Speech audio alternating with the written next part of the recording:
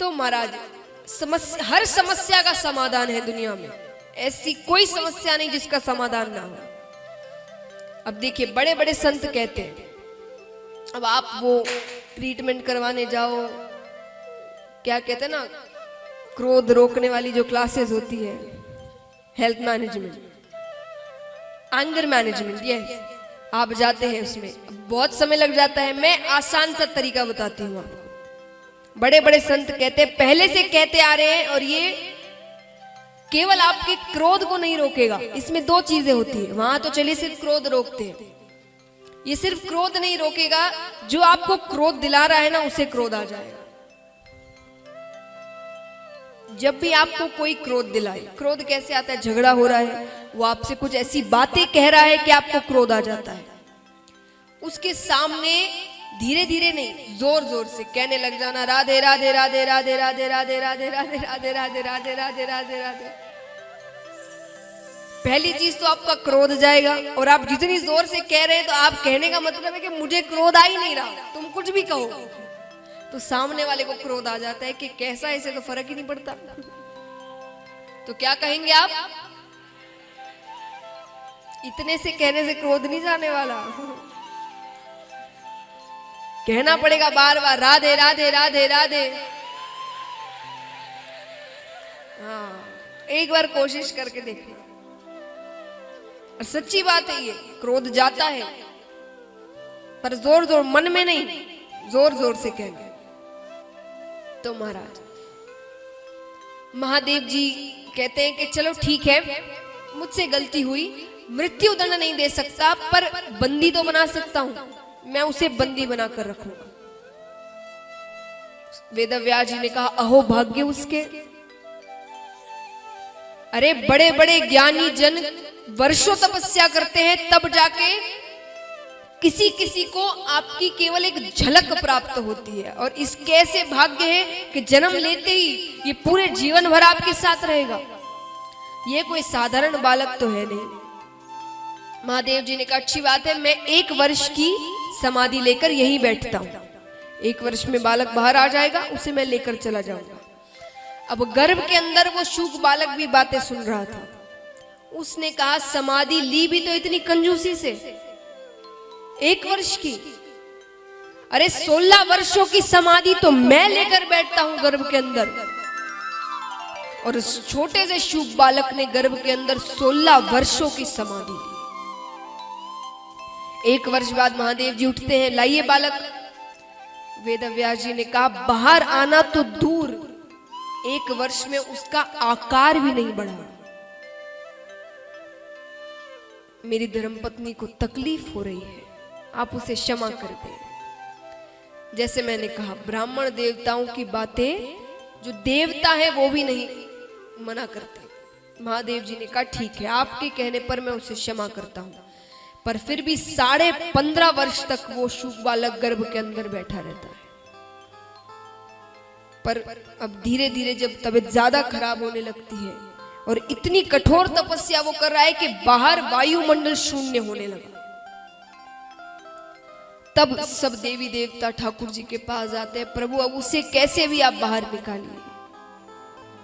ठाकुर जी नीचे आते हैं, गर्भ के बाहर से उससे बातें कर रहे हैं, उससे कहते हैं, तुम बाहर क्यों नहीं आते, ये दुनिया बहुत सुंदर है, यहाँ जो रहने वाले उनसे पूछो कितनी सुंदर दुनिया है। शुक बालक ने कहा, मुझे पता है, इसीलिए नहीं आ रहा, ये दुनिया इतनी सुंदर है कि यहां आकर लोग आपको भूल जाते हैं, ऐसी दुनिया में आकर क्या करना है। ठाकुर जी ने कहा, पर तुम्हारे कारण ब्रह्माणी को तकलीफ हो रही है, ब्राह्मणी को, तुम्हें बाहर आना ही पड़ेगा। शुक बालक ने कहा, एक शर्त पर आऊंगा, आप अपनी मोह माया रोक दीजिए। ठाकुर जी ने कहा, वो मैं नहीं रोक सकता। तो बोले, मैं अंदर ही ठीक हूं।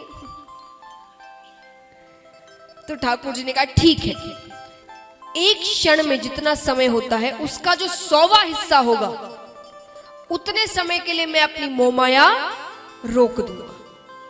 शुक बालक ने कहा, ठीक है, पर अब जब मैं कहूं तभी रोकना।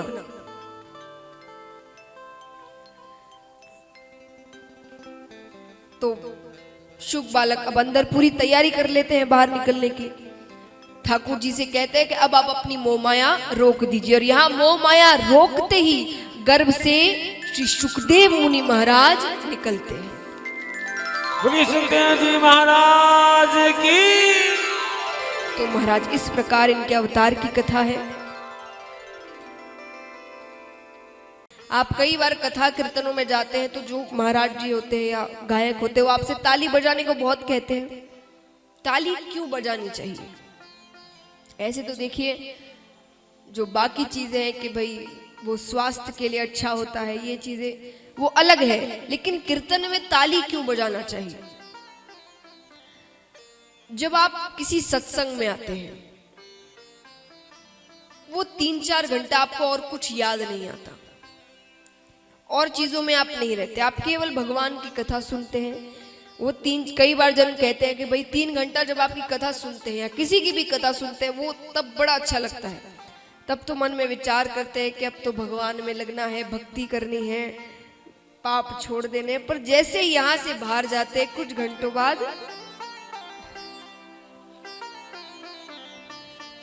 तो ऐसा क्यों होता है कथा में?